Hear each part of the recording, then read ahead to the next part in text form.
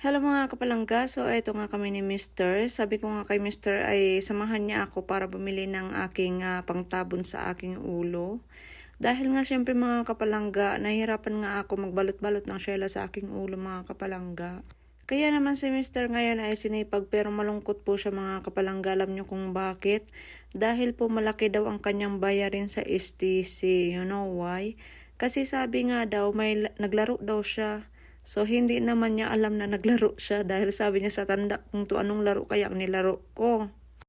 Kaya naman yung asawa ko ay malungkot habang palabas ng bahay pero sabi niya, check niya daw kung ano yung kung ano yung problema sa kanyang STC, bakit ganun, lumaki ng ganun ang kanyang bayarin. So, ayan po, sinashare ko lang sa inyo kung bakit nagiging malungkot ang aking asawa ngayon. So, ayan nga mga kapalangga, nandito na kami sa labas ng bahay namin mga kapalangga at kami ay aalis na ng aking asawang Arabo.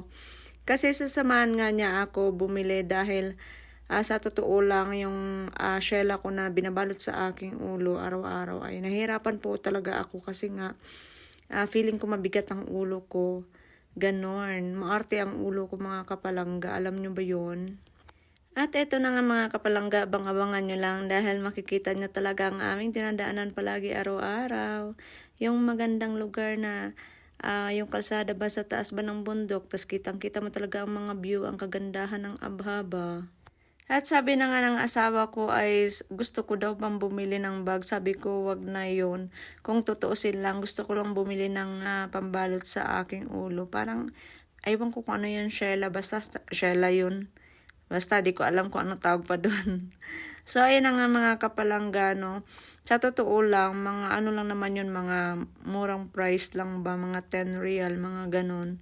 So, gusto ko talaga na ganun lang. Simple lang yung pambalot sa ulo ko. Madali siyang suotin pag nagla-live ako. Kasi nga, nahirapan po ako mga kapalangga pag balot-balot ng ulo ko ay pagka may tali, parang naigpitan yung ulo ko, sumasakit ang ulo ko sa totoo lang mga kapalangga. Hindi pa po talaga ako sanay. Kaya nga, ito na nga yung sinasabi ko mga kapalangga na ito yung taas ng bundok. Dadaan kami dito. May kalsada kasi dito sa taas. Tapos kitang-kita yung view. Madalas nyo po ito makikita sa aking video mga kapalangga. Kaya lang hindi ko po yun ini-edit dahil minsan, syempre, wala naman ako masasabi kundi sabihin ang magandang lugar. Ano pa ba ang sasabihin ko? Wala naman na. Etong lugar ng Abha mga kapalangga, ito like Baguio, o di ba? Parang Baguio po siya mga kapalangga. Ang pinagkaibahan lang nila ay ang Baguio ay puro puno. At syempre makikita mo talaga yung Taal Volcano ba sa ilalim ba at mga kalawaan ba, mga kadagatan ba. At dito naman sa Abha ay makikita mo puro mga building. Dito ka lang makikita na bundok for building, o di ba? Mga sosyalera dito, yung mga tao dito nasa butas na ng bundok, mga building pa ang bahay. At syempre mga kapalangga, yung kalsada nga dito ay akyat baba din mga kapalangga. So kailangan talaga ba yung sanay ka talaga. Yung sa atin mga sasakyan doon, pagkapaakyat baba, bumuburot-burot na yung sasakyan yung makina. Pero dito kahit papano ay talagang matibay, malakas.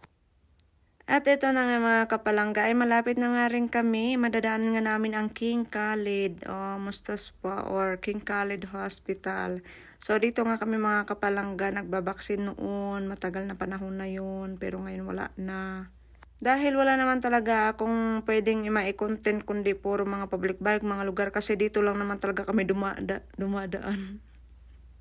Tumatawa nga ako mga kapalangga habang nag-voice over dahil ako ay naka-live ngayon. So ayan nga mga kapalangga, maraming salamat sa mga nanonood ng aking mga video.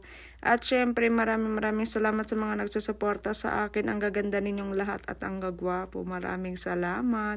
At wala po akong hinihiling kundi sana ipagpalain tayong lahat mga kapalangga. Hindi lang pang sarili ko lamang, kasama po kayo mga kapalangga. Sana be happy lang tayong lahat. Maraming salamat.